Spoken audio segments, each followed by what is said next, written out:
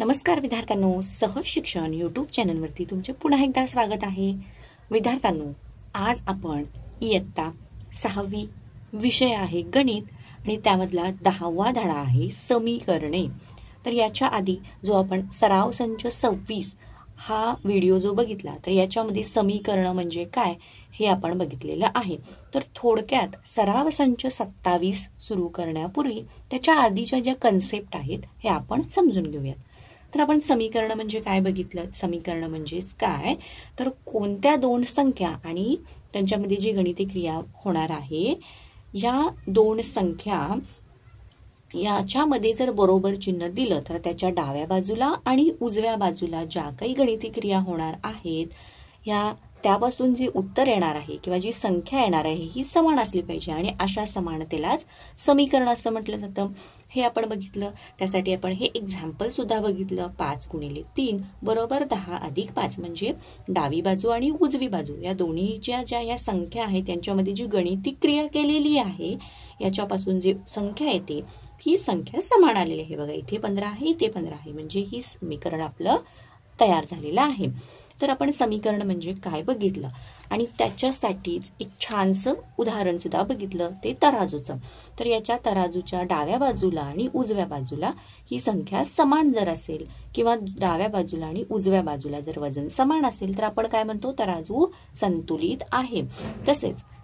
तसेच जर डाव्या बाजूची संख्या आणि उजव्या बाजूची संख्या ही जर समान असेल तर ते समीकरण संतुलित आहे आपण असं म्हणतो। तर हे उदाहरण सुद्धा आपण बघितलं। आता आपल्याला उदाहरण संच 27 सोडवायचा आहे। तर त्यासाठी आपल्याला लागणार आहे समीकरणाची उकल म्हणजे काय किंवा समीकरण कसं सोडवायचं हे आपल्याला सुरुवातीला बघावं लागेल। तर चला आपण आता सुरुवात करूयात समीकरणाची उकल म्हणजे समीकरण कशा पद्धतीने सोडवायचं। तर आपण डायरेक्ट समीकरण सोडवायला जाणार नाही, त्यासाठी आपण अगदी सोपी उदाहरणं बघणार आहोत।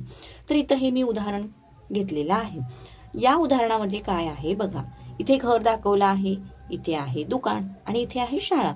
तर याच्यामधलं अंतर आपल्याला दिलं आहे घरापासून दुकानापर्यंतचं जे अंतर आहे ते किती दिलेलं आहे 190 मीटर दिलेलं आहे आणि घरापासून शाळेचं जे अंतर दिलेलं आहे ते 300 मीटर दिलेलं आहे। मग आता विद्यार्थ्यांनो याच्यामध्ये दुकानापासून शाळेपर्यंतचे अंतर आहे इथून इथपर्यंत हे दिलेलं नाहीये, ते आपल्याला काढायचं आहे म्हणजेच आपल्याला समीकरण तयार करायचं आहे आणि त्यापासून ते पुढे सोडवायचं आहे। तर आपल्याला आता या दोघांच्या मधलं अंतर माहित नाही, त्यांनी दिलेलं नाही, ते आपल्याला काढायचं आहे।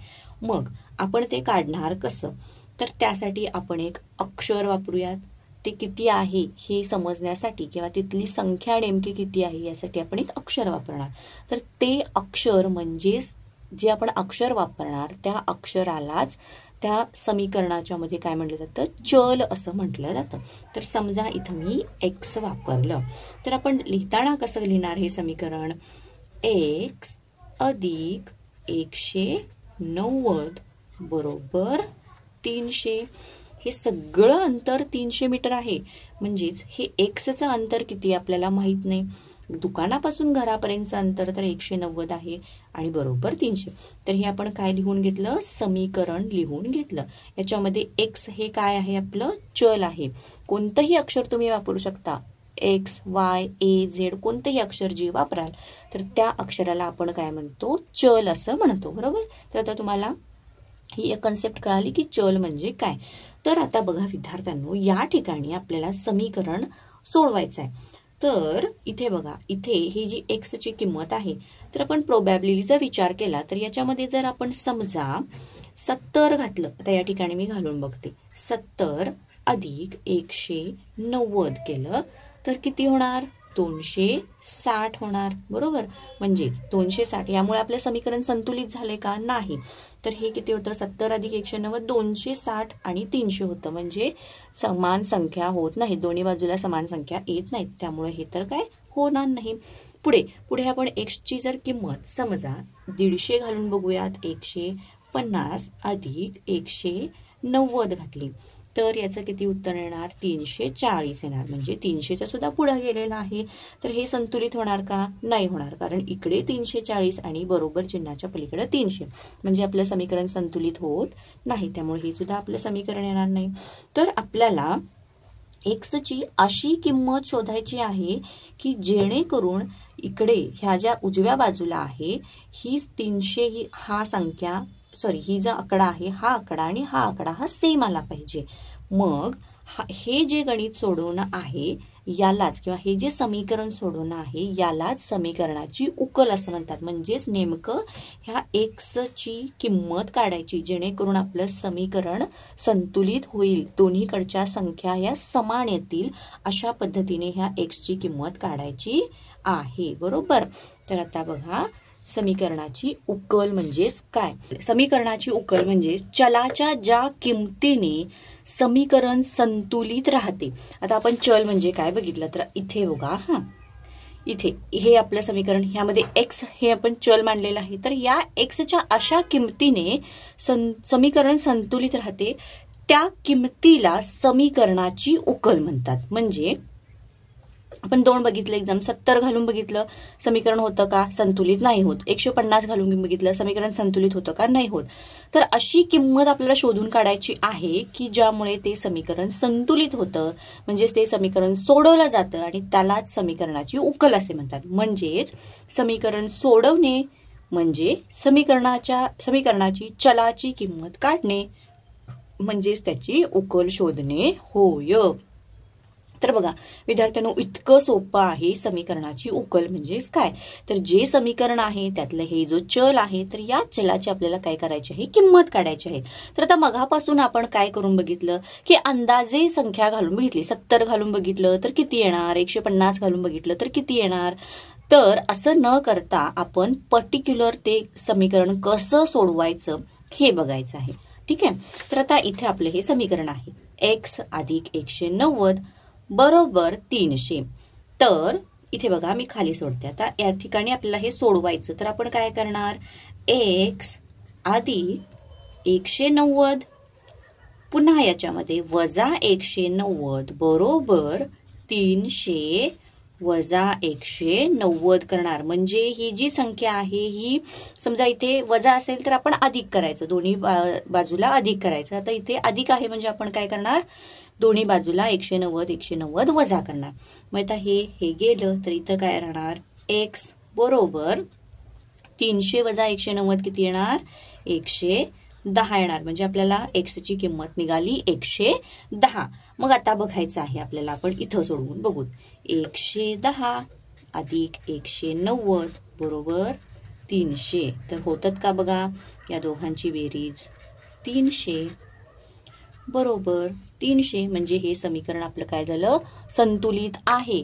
आणि या अशा समीकरण सोडवण्यालाच समीकरणाची उकल असं म्हणतात किंवा त्याला समीकरण सोडवणे असं म्हणतात. ठीक आहे. तर आपण आता सगळं बघितलेलं आहे. चल म्हणजे काय, समीकरणाची उकल म्हणजे नेमकं काय, त्यामध्ये जी चल आहे या चलाच्या किमतीने ते समीकरण संतुलित राहतं, अशी किंमत आहे त्याला समीकरणाची उकल म्हणतात. त्यासाठी आपण हे एक्झाम्पल सुद्धा बघितलं. आता काही आपण शाब्दिक गणित सुद्धा बघूयात, म्हणजे तुम्हाला क्लिअर कट आयडिया येईल. तर चला आपण आता सोडवूया. इथं काय उदाहरण दिलेलं आहे बघा. दिलजीतचे 4 वर्षापूर्वीचे वय 8 वर्ष होते, यावरून त्याचे आजचे वय किती? तर दिलजीतचे आजचे वय विचारलेलं आहे, ते आपल्याला माहिती आहे का? नाही. मग त्यासाठी आपण एक चल मांडणार आहोत. मग आता इथे बघा, आता दिलजीतचे आजचे वय आपल्याला माहित नाही, त्यासाठी आपण एखादे चल वापरूयात. तर त्यासाठी मी x घेतलं. तर दिलजीतचे आजचे वय x मानू. ठीक आहे. मग यावरून आपण समीकरण तयार करूयात. आता x त्याचं आजचं वय हे x, दिलजीतचे 4 वर्षापूर्वीचे म्हणजे 4 वर्ष पाठीमागचं विचारलेलं आहे. मग आपण वजा 4 किती होतं? 8 होतं, म्हणजेच बरोबर 8. ठीक आहे. तर आता बघा ह्या ठिकाणी आपल्याला काय करायचं? हे संतुलित करायचंय. म्हणजेच x इथं वजा 4 आहे, म्हणजेच काय होणार? अधिक 4 बरोबर 8 अधिक 4 येणार. म्हणजेच हे 4 गेले, x बरोबर 8 अधिक 4 किती आले 12 आले. आता x म्हणजे आपण काय मांडलेलं आहे दिलजीतचे आजचे वय मांडलेलं आहे म्हणून दिलजीतचे ओके. तर हे आपण सोडवलं. आता समीकरण संतुलित कसं होतं ते सुद्धा बघा. इथं आपलं किती आलेलं आहे x ची किंमत इथे सोडवूया बघूयात. 12 आलेला आहे वजा 4 बरोबर 8. ठीक आहे 12 वजा 4 8 बरोबर 8. ठीक आहे दोन्ही बाजूला समान संख्या आल्या. त्याप्रमाणे जस्मीनचे काही रुपये होते जस्मीनकडे काही रुपये होते. तिच्या आईने तिला 7 रुपये दिल्यावर तिच्याकडे 10 रुपये झाले. तर आधी तिच्याकडे किती रुपये होते. तर आता बघा जस्मीनकडे किती रुपये काही रुपये होते तर किती होते काय हे आपल्याला माहित नाही. मग त्यासाठी आपण जस्मीनकडचे पैसे होते. ठीक आहे चला मग आता पुढे आता काय करायचं आहे आपल्याला x तिच्या आईने तिला किती रुपये दिलेले आहेत 7 रुपये दिले. 7 रुपये दिले मग तिच्याकडे किती झाले बरोबर 10 झाले. आता या ठिकाणी आपल्याला हे समीकरण सोडवायचं आहे. आता अधिक 7 आहे म्हणजे आपल्याला काय करावं लागणार दोन्ही बाजूला वजा 7 करावं लागणार. मग अधिक 7 वजा 7 बरोबर 10 वजा 7. चला इथे बघा 7 केलं x राहिलं 10 वजा 7 किती होणार 3. म्हणजेच जस्मीनकडे हिच्याकडे आधी किती रुपये होते 3 रुपये होते. मग आपण काय लिहिणार जस्मीनकडे रुपये होते. बघा किती सोपं आहे. तर या उदाहरणामध्ये आपण काय केलं अधिक 4 दोन्ही बाजूला अधिक दोन्ही संख्यामध्ये अधिक 4 केलं. तर याच्यामध्ये काय केलं दोन्ही बाजूला आपण वजा 7 केलं. म्हणजे या ठिकाणी बेरीजीची प्रक्रिया केली या ठिकाणी आपण वजा बाकीची प्रक्रिया केली. तसेच हे समजलं असेल तर पुढची 2 उदाहरणं बघूया. याच्यामध्ये बघा एका पेढ्यांच्या बॉक्समध्ये काही पेढे आहेत. प्रत्येकाला 2 पेढे याप्रमाणे वाटल्यास ते 20 मुलांना पुरतात. तर बॉक्समध्ये एकूण पेढे किती. तर आता एकूण पेढे आपल्याला किती हे काढायचं आहे. त्याच्यामध्ये किती पेढे आहेत हे आपल्याला माहित नाही. त्यासाठी आपण काय करूया एकूण पेढ्यांची संख्या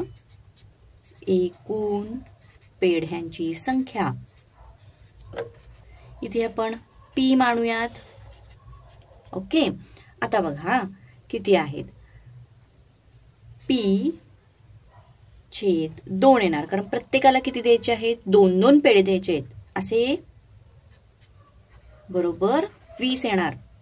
20 मुलांना ते पुरतात बरोबर. 20 मुलांमध्ये 2 पेढे द्यायचे आहेत. मग आता या ठिकाणी ही भागाकाराची प्रक्रिया आहे. मग इथं आपल्याला काय करावं लागणार दोन्ही बाजूला गुणिले 2 आणि उजव्या बाजूला सुद्धा गुणिले 2 करावं लागणार. तर इथे हे गेलं. p ची किंमत किती आली विद्यार्थ्यांनो 40 आली. म्हणजेच त्या बॉक्समध्ये किती पेढे होते एकूण 40 पेढे होते किंवा 40 पेढे आहेत. तर एका पेढ्यांच्या बॉक्समध्ये किंवा त्या 40 पेढे आहेत. तर इथं आपण कोणती गणिती क्रिया केलेली आहे गुणाकाराची. आता चला पुढचं बघा. 5 चॉकलेटची किंमत 25 रुपये आहे. एका चॉकलेटची किंमत किती हे आपल्याला विचारलं आहे. तर आता एका चॉकलेटची किंमत आपण मानूयात. ठीक आहे एका चॉकलेटची किंमत आपण x मानली. ठीक आहे मी मगापासून x मानत आहे. तुम्ही कोणतेही तुम्हाला जे चल आवडतं ती मानू शकता. मी तर x मानलेला आहे. तर बघा 5x बरोबर 25. तर इथे आपल्याला काय करावं लागणार आता दोन्ही बाजूला भागाकार करावा लागणार. 25/5 येणार. ओके तर बघा x ची किंमत किती येणार 25/5 केले तर येणार 5. म्हणजेच एका चॉकलेटची किंमत आपली किती आलेली आहे 5 रुपये. मग आपण इथं काय लिहूयात एका चॉकलेटची किंमत 5 रुपये आहे. तर आता विद्यार्थ्यांनो आपण एकूण 4 गणिते बघितली. बघा तर बघा विद्यार्थ्यांनो या ठिकाणी आपण एकूण 4 गणिते बघितली. दिलजीतच्या या उदाहरणामध्ये दोन्ही बाजूमध्ये समान संख्या आपण मिळवली किंवा त्यामध्ये त्याची बेरीज केली. जस्मीनच्या उदाहरणामध्ये दोन्ही बाजूमध्ये आपण समान संख्या वजा केली. त्याचबरोबर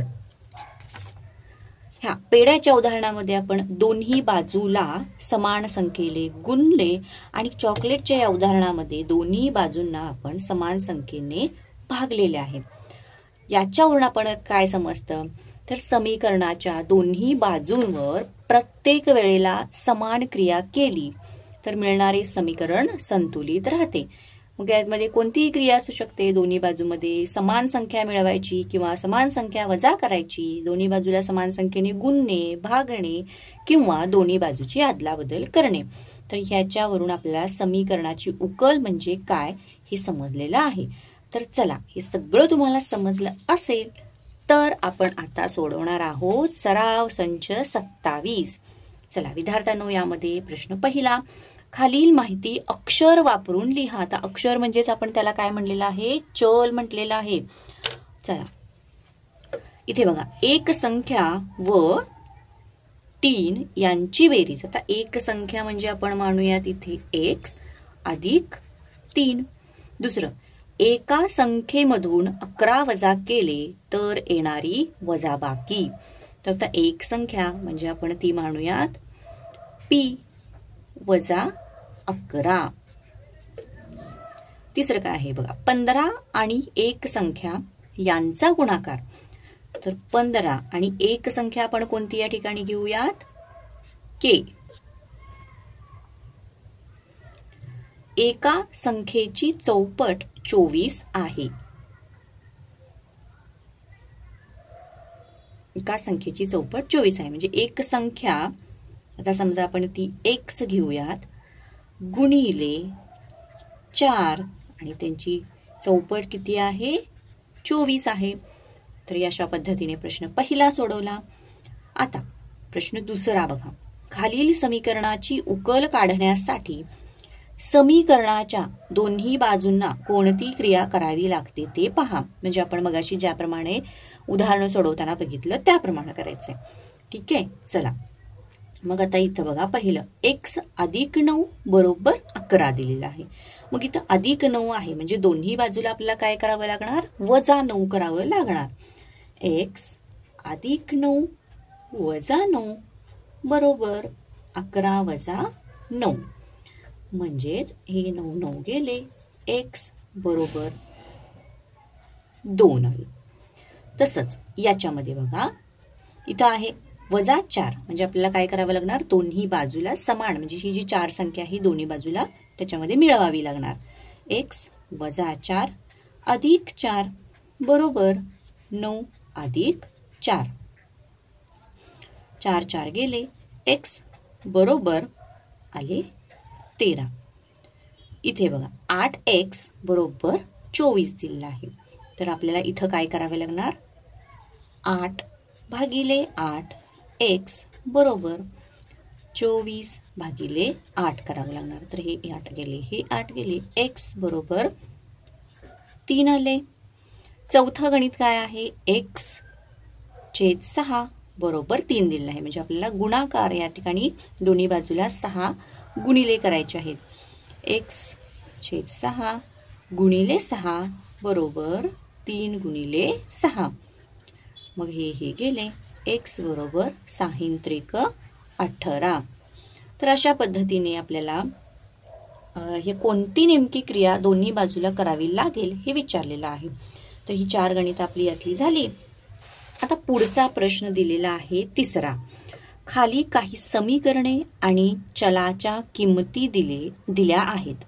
त्या किमती दिलेल्या समीकरणाच्या उकली आहेत का ठरवा.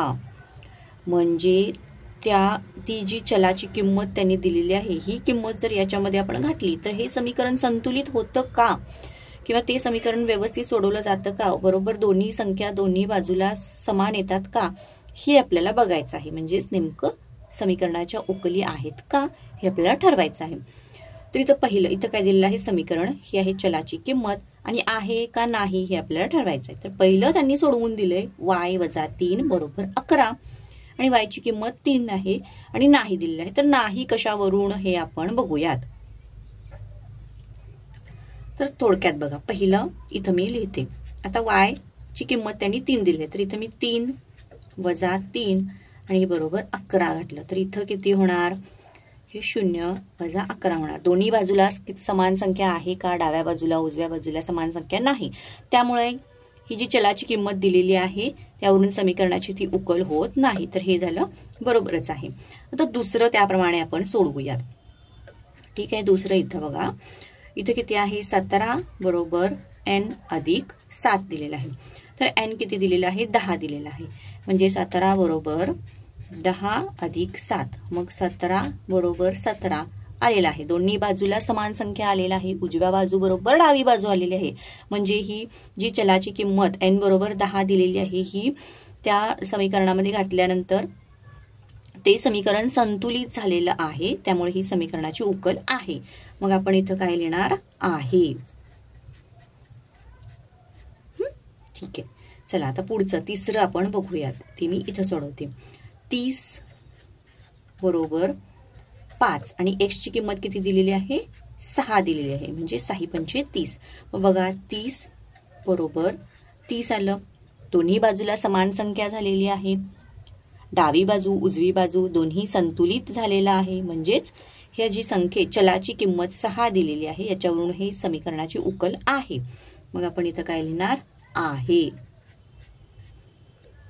आता चौथं बघायचं आहे आपल्याला.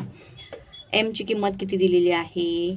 7 आणि भागिले 2 बरोबर 14. तर बघा याच्यामध्ये हे होणार आहे का? डावी बाजू बरोबर उजवी बाजू होतं का? नाही होत. त्यामुळे आपण इथं काय लिहिणार? ही समीकरणाची उकल नाही. कारण ती m ची जी किंमत तिथं घातली तर ते बरोबर समीकरण संतुलित होत नाही.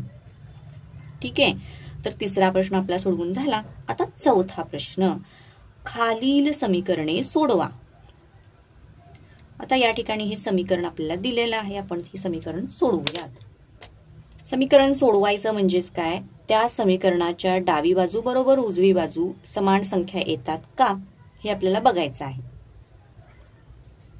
आणि त्यामध्ये जी किंमत दिलेली आहे y किंवा जे चल दिलेलं आहे, या ठिकाणी t आहे, या तिसऱ्या याच्यामध्ये x आहे, तर याच्यामध्ये ती जी चल दिलेली आहे या चलाची आपल्याला किंमत काढायची.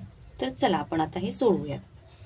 तर इथं बघा y वजा 5 आहे. तर आपल्याला इथं काय करावं लागणार? अधिक 5 बरोबर 1 अधिक 5. हे 5 5 जातात. y बरोबर 5 अधिक 1 6.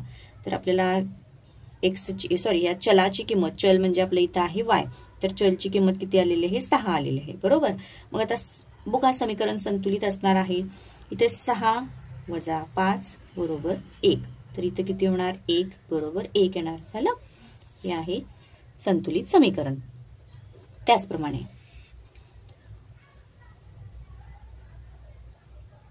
इथं किती दिलेलं आपण असं मांडून घेऊयात. t अधिक 5 बरोबर 8. मग आता t अधिक 5 वजा 5 बरोबर 8 वजा 5. 5 5 गेले.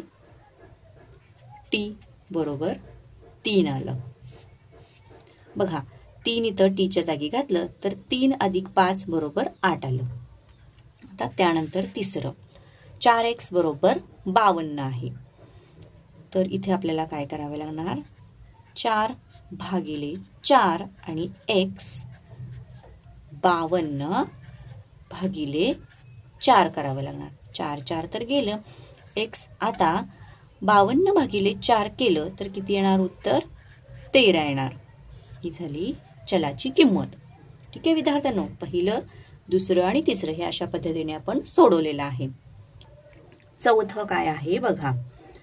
तर इथं आपण लिहून घेऊयात. m वजा 4 बरोबर 19. तर इथं काय करावं लागतं? m वजा 4 अधिक 4 बरोबर 19 अधिक 4. म्हणजेच हे 4 गेले. m बरोबर येणार 23. तर ही आली त्या चलाची किंमत. मग आता इथं जर आपण m ची किंमत घातली, 23 वजा 4 किती येणार? 19. मग 19 डाव्या बाजूला उजव्या बाजूला दोन्ही संख्या समान आल्या. आता त्याचप्रमाणे पाचवं गणित. पाचवं गणित काय आहे बघा. आता इथं भागिले 4 आहे तर आपल्याला काय करावं लागणार, गुणिले 4 करावे लागणार. पी भागिले 4 गुणिले 4 बरोबर 9 गुणिले 4. तर हे केलं आणि पी ची किती किंमत आली, 9 चोक 36. तर आता हे जे 36 आहे हे या पी च्या जागी आपण घातलं तर 36 भागिले 4 येणार. तर त्याची किती येतं, 9 येतं. 9 बरोबर 9, दोन्ही बाजूला समान संख्या आल्या. सहावं बघा, इथं आपल्याला काय करावं लागणार, x अधिक 10 आहे म्हटल्यावर इथं कोणती येणार, दोन्ही बाजूला 10 वजा करावं लागणार. म्हणजे 5 वजा 10 झालं. आता बघा हे 10 गेले, x बरोबर वजा 5 येणार. सातवं गणित, इथं किती आहे, m वजा 5 बरोबर वजा 12 दिलेला आहे. मग आपल्याला m वजा 5 अधिक 5 बरोबर वजा 12 अधिक 12. तर हे 5 गेले, m बरोबर आले वजा 7. पर मोठ्या संख्येचं चिन्ह आपल्याला द्यायचंय, वजा 7 आलं. आठवं बघा, अधिक 4 आहे म्हणजे आपल्याला दोन्ही बाजूला काय करावं लागणार, वजा 4 करावं लागणार. वजा 1 वजा 4 करावं लागणार. मग हे 4 गेले, पी बरोबर वजा 1 वजा 4 काय असणार, त्या दोघांची बेरीज आणि चिन्ह येणार वजा बाकी. पी बरोबर वजा 5 उत्तर येणार. ठीक आहे विद्यार्थ्यांनो, तर अशा पद्धतीने आपण ही समीकरण सोडवलेली आहेत. त्यानंतरचा आता आहे 5वा प्रश्न.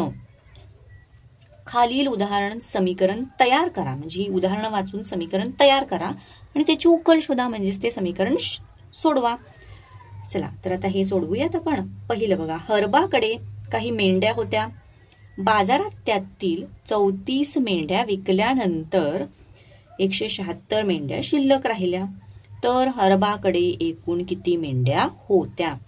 तर काही मेंढ्या होत्या, किती होत्या हे आपल्याला माहित नाही. तर त्यासाठी आपण काय करणार, आपण त्यासाठी एखादं चल कोणतं तरी मांडणार, म्हणजे कोणतं तरी एक अक्षर मांडणार. तर चला आपण लिहूयात, हरबाकडे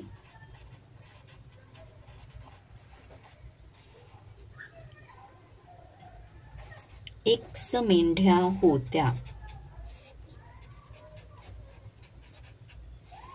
ठीक आहे, आपण X मांडलं.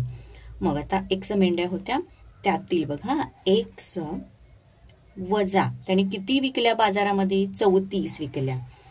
आणि बरोबर मग त्याच्याकडे किती राहिल्या, 176 राहिल्या. तर हे झालं आपलं समीकरण. बरोबर, समीकरण आपण लिहून घेतलं. यामधलं X म्हणजे चल आहे ज्याची आपल्याला किंमत शोधायची आहे, म्हणजेच आपल्याला समीकरण सोडवायचं आहे, म्हणजेच ते समीकरणाची उकल काढायची आहे. तर आता बघा या ठिकाणी वजा आहे म्हणलं आपण काय करतो, दोन्ही बाजूला ती समान संख्या मिळवतो. मग आता x वजा 34 अधिक 34 बरोबर 176 अधिक 34 केला आपण.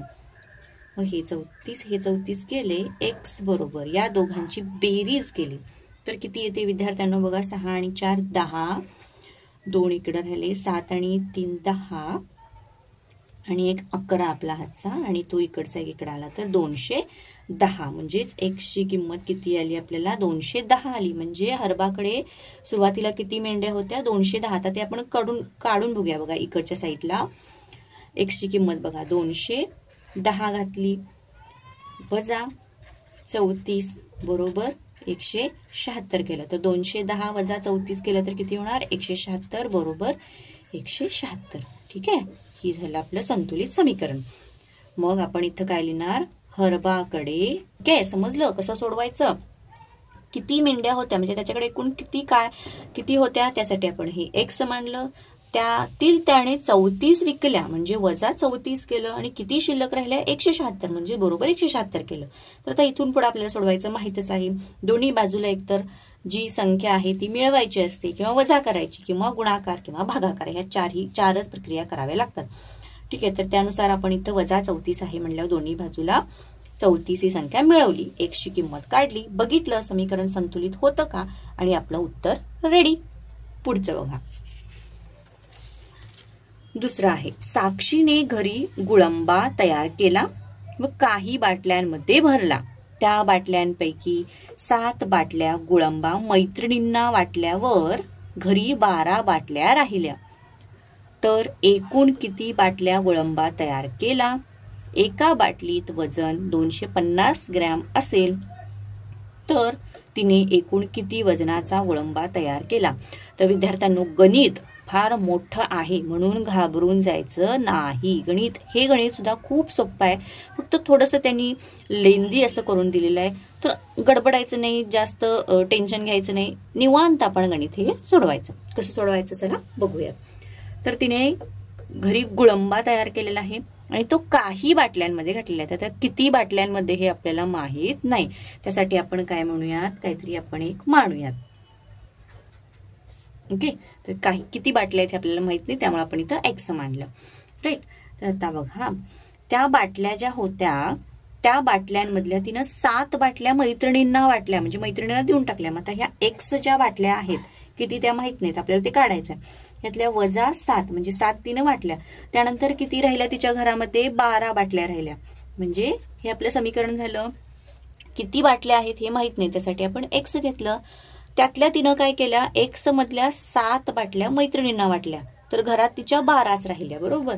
मग आता हे समीकरण तर आपण सोडवूया. एक्स वजा 7 अधिक 7 बरोबर 12 अधिक 7. ठीक आहे.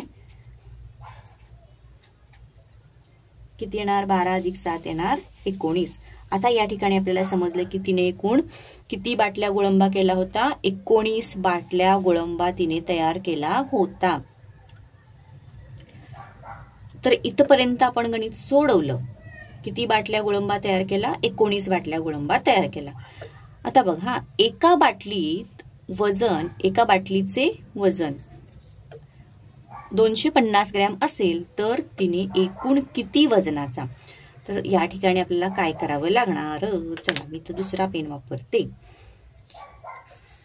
बघा, एक बाटली आहे, एका बाटलीचा वजन किती आहे? 250 ग्रॅम आहे. तर अशा तिने किती बाटल्या केलेल्या आहेत? 19 बाटल्या केलेल्या आहेत आणि याचा आपल्याला काढायचा आहे. मग आपण या ठिकाणी काय करतो? गुणाकार करतो. 250 गुणिले 19. तर इथं बघा आपल्याला दोघांचा गुणाकार करायचा आहे. 9 0 0 9 5 45. आपले 4 इकडे आले. 9 2 18. 19 20 21 22. इथे 0 आला, हा 0 0 5 1 5 आणि 2 1 2. तर यांची आपण करतो बेरीज. 5 सॉरी इथं 0 इथं 5. 5 अधिक 2 7 आणि हे 4. तर किती आलं आपल्याला? 4750 ग्रॅम इतक्या वजनाचा तिने गुळंबा तयार केला. मग आपण काय लिहिणार? एकूण 4750 म्हणजेच 4750 ग्रॅम म्हणजेच किती येणार विद्यार्थ्यांनो? म्हणजेच 4.75 किलोग्रॅम इतक्या वजनाचा तिने गुळंबा तयार केला. चला आता तिसरं आणि शेवटचं. अर्चनाने काही किलोग्रॅम गहू बाजारातून खरेदी केला. प्रत्येक महिन्याकरता 12 किलोग्रॅम असे 3 महिने गहू दळणाकरता काढला. तर 14 किलोग्रॅम शिल्लक राहिला. तर तिच्याकडे एकूण किती गहू खरेदी केला असेल? काही किलोग्रॅम गहू. आता काहीसाठी आपण अर्चनाकडे आपण असलूया. अर्चनाकडे एकूण, इथं मी आता ए म्हणते, 1 किलोग्रॅम गहू होता. आपल्याला माहित नाही त्यासाठी आपण ए मांडलं. ठीक आहे. तर आता प्रत्येक महिन्याकरता 12 किलोग्रॅम असे 3 महिने. मग 3 महिन्यासाठी बघा 3 गुणिले 12 आपण करूया. किती येणार? हे 36 बरोबर. मग आता आपण ए काढला तर तो एकूण होता त्यातला तिनं 36 काढलेला आहे. ही 36 कसं काढलं बघा? 3 महिन्यांसाठी तिनं 12 असं किलोग्रॅम असा गहू बाहेर काढला, म्हणजे आलं 36. बरोबर. तर A वजा 36 आणि तर तिच्याकडे किती शिल्लक राहिला? 14 किलोग्रॅम शिल्लक राहिला. मग A वजा 36 अधिक 36 बरोबर 14 अधिक 36 आपण केलं. तर A बरोबर किती आलं? 50 आलं. बरोबर. या दोघांची बेरीज 6 आणि 4 10 आणि 3 4 आणि 5 50. बरोबर. म्हणजेच तिच्याकडे एकूण किती गहू होता? 50 किलोग्रॅम इतका गहू तिने खरेदी केला होता. तर आपण इथं काय लिहिणार? अर्चनाकडे. तर चला बघा विद्यार्थ्यांनो, अशा पद्धतीने आपण ही सर्व सराव संचमधली गणितं सोडवलेली आहेत. विद्यार्थ्यांनो, तुम्हाला व्हिडिओ आवडला असेल तर व्हिडिओला पटकन लाईक करा. चॅनलला तुम्ही अजूनही जर सबस्क्राईब केलं नसेल तर चॅनललाही सबस्क्राईब करा. खाली जो बेल आयकॉन दिला आहे त्या बेल आयकॉनवरती बटन प्रेस करा. म्हणजे काय होईल, इथून पुढचे सुद्धा सराव संच जेव्हा मी अपलोड करीन तेव्हा त्याचे तुम्हाला नोटिफिकेशन मिळेल, तेही बघता येतील.